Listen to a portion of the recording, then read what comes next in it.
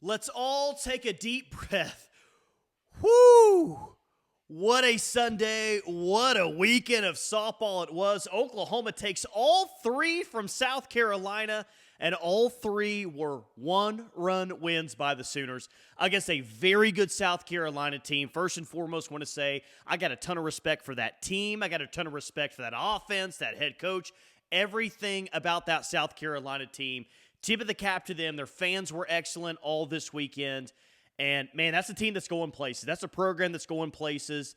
And that could be a team that's going to finish, could finish top into the SEC, and certainly a team that could make a run to Oklahoma City. And with that, here would be my request to all of the OU softball fans out there. We've become kind of numb.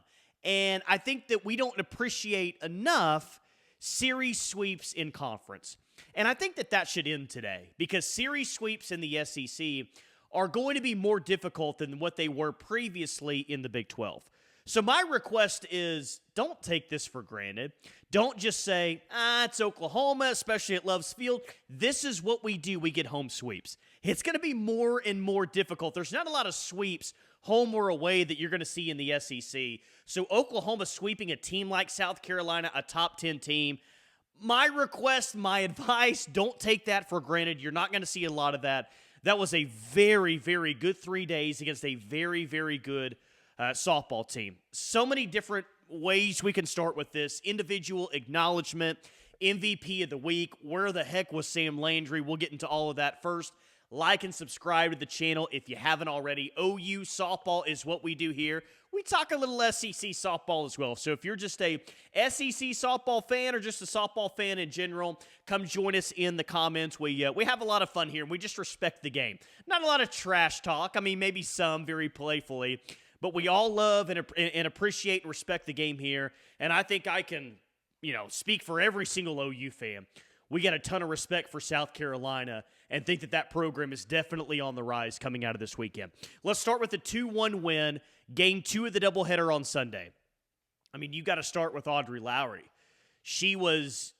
Not only was she incredible, you could argue that given the team and given the offense that she was going against, it's the best start that OU has seen at any other point this year. And that's a true freshman going up against a South Carolina offense that had put up 9 runs against you in 2 previous games. You had to have it because the offense just wasn't there for game 2 on Sunday. Hard to come back in that second game of the doubleheader. OU scores 2 runs at the top of the first inning. Nelly gets the RBI single. She was fantastic this weekend.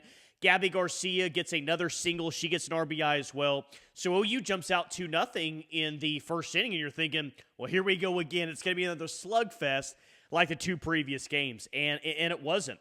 And OU's bats were really quiet throughout the final 6 innings, and that was okay because Audrey Lowry came in and just threw a gem, and there was nothing lucky about it. I mean, it was just it was her night. And coming into this weekend, I think we could probably all agree that you thought Sam Landry 1A and probably Isabella Smith 1B. Maybe you had your preference between those two, but you thought that those are your 1 and 2 starters. And maybe most of us thought that Kirsten Deal, probably your 3rd best starter at this point. Well, Audrey Lowry now has proven to you at a very big level against the best team that you face that, hey, like those other options might be really good, but I'm a really good option too. And nobody has shut down the South Carolina offense like that up to this point this year. Nobody shut down South Carolina like Audrey Lowry did in game 2 of the doubleheader. Just giving up the 1 run, the solo bomb to Ari Rhodey in the top of the 4th inning, who's just an exceptional hitter. That South Carolina lineup just has so many good offensive threats to it. And she silenced the Gamecocks outside that. Just 3 hits overall by South Carolina in the game. As I'm talking through it, it's the single best pitching performance that we've seen from an OU pitcher this year, and that's recognizing and acknowledging that OU's had 2 5-inning perfect games this year.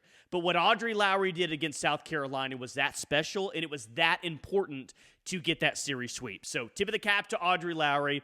I don't know if I'm going to say that she's my MVP of the week because it was 1 of 3 games, but she's certainly in the discussion for how good she was. So limited offense game one, but this team proved this weekend that they can win in multiple ways. And that's another big takeaway that I have. What was your big takeaway? Of course, drop those in the comments. But, a lot of you that watch every single inning, watch every single pitch, I see you in the comments. We comment back and forth. And a lot of your biggest concerns were the offense going into this weekend. Well, I think even though game 2 on Sunday, you only scored 2 runs, those concerns about the offense, I feel like those are easing up quite a bit with the fan base. Because the offense was the reason that you won the first game of the series on Friday. The offense was the reason why you won the first game of the doubleheader on Sunday. The offense was fantastic. I mean, you had multiple home runs, 2-out hits, clutch hitting, like everything that you wanted to see from this offense, you really saw it in those first 2 games. So the offense took big steps forward, which you like to see. And I think you saw at times this weekend where, maybe the pitching wasn't the best. Maybe the defense wasn't the best.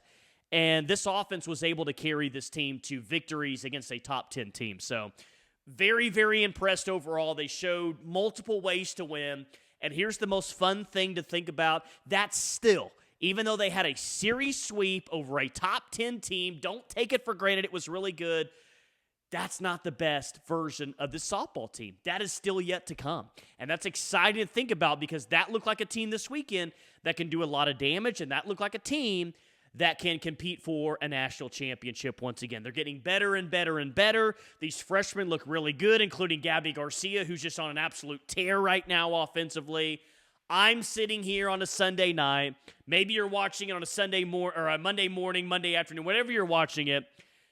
I had to take a deep breath, but be very happy. It's okay to be happy here. You got a series sweep against a very, very good South Carolina team. Game 1 on Sunday, we saw Isabella Smith get the start. OU hit back-to-back jacks in the first inning. 5-0 lead out to the first, and I'm like, okay, it's good. I got to go out to Love's Field for game 1 on Sunday afternoon. I thought, okay, at least game 1 here, it's going to be a nice, relaxed Sunday with nice weather, and of course, South Carolina comes back. They hit the grand slam. They retook the lead. And again, even in that, when you would like to see OU easily cruise after getting off to a 5-0 lead in the bottom of the first inning.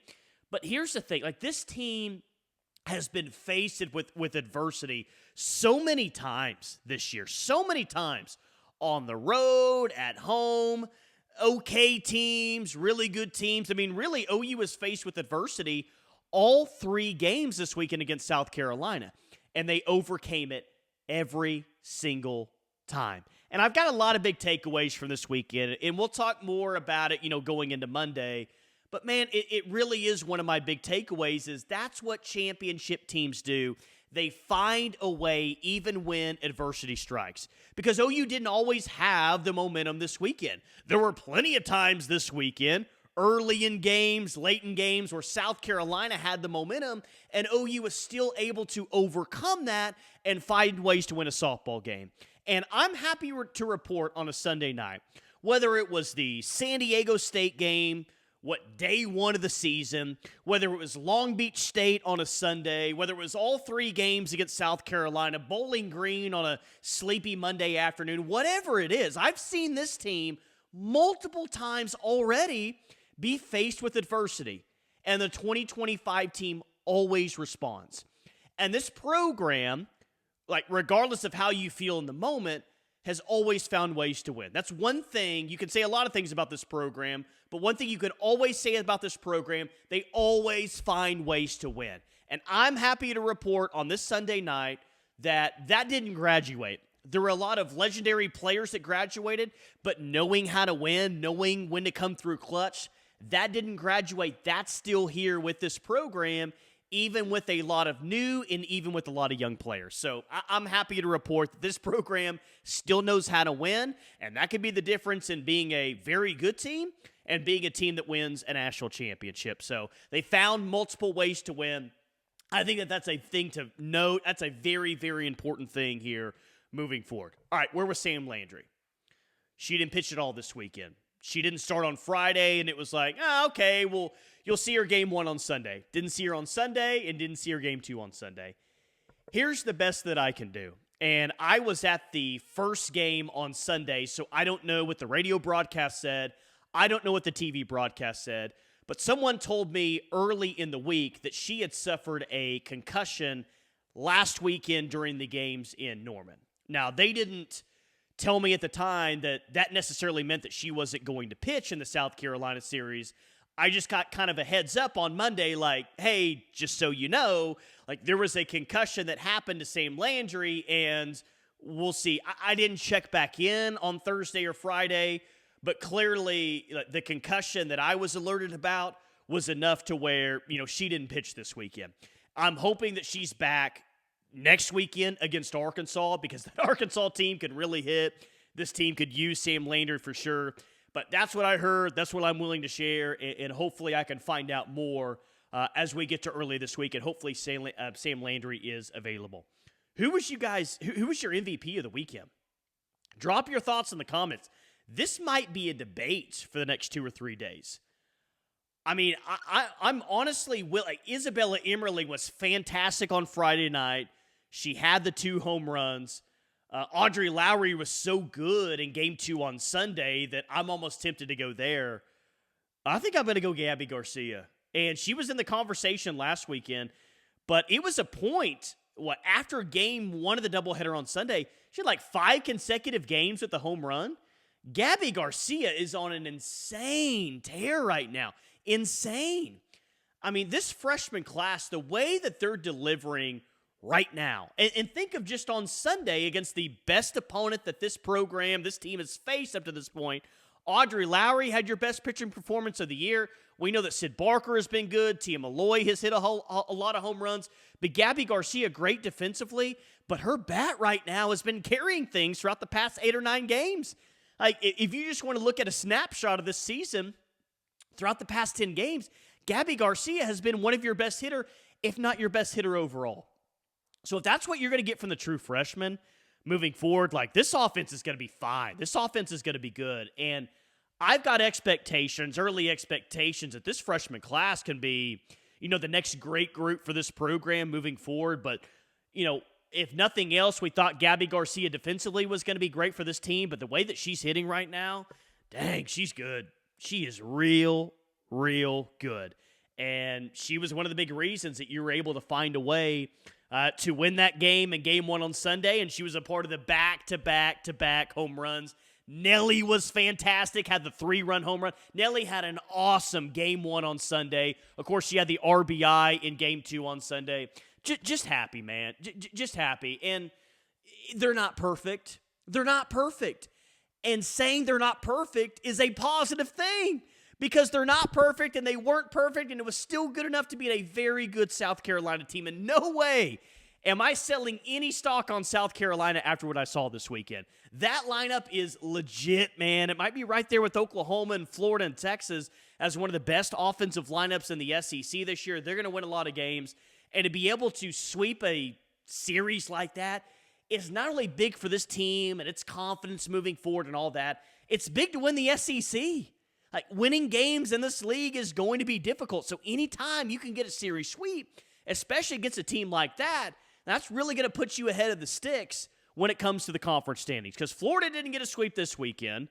Georgia and Tennessee played all that. So Oklahoma already in really good shape, getting out early and getting 3 wins over South Carolina. It wasn't perfect, but man, that's the exciting thing, is they can get better, they will get better, and what does it look like when everything comes together?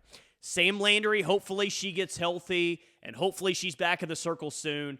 But that's the thing, like Patty so routinely puts different players in different spots. How are they going to respond? Oh my gosh, we haven't had Sam Landry. How are we going to win this series? How are we going to sweep it? You put Audrey Lowry in that series and look what you get. So just can't say enough about this team, this program, how they continue to grow.